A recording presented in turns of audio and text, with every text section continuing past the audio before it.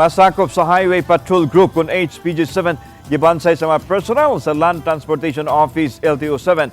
12 kanila mga bag-o sa unit ug mipaubos sa seminar isip rekisito aron mamahimong deputized agent sa LTO-7.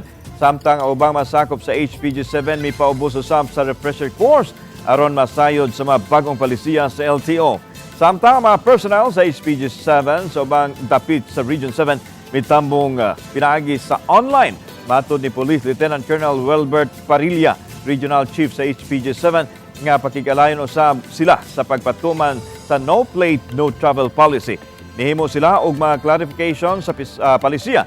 Ilabi na gilugwayan hangtod sa Disyembre 31 ang pagpatuman sa bagong lagda.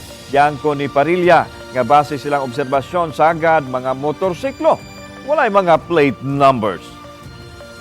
I-advise ang ato ang in every checkpoints nga atong gihimo kung doon na tayo masita nga walay mga plate numbers ato silang gi-advise nga ilahag yung i-secure na ang ilahang mga plate numbers because ang LTO is really working hard also nga ma-provide or mahatag na ang mga plate numbers, assigned plate numbers, especially katong mga sakyanan nga doon na mga assigned plate numbers.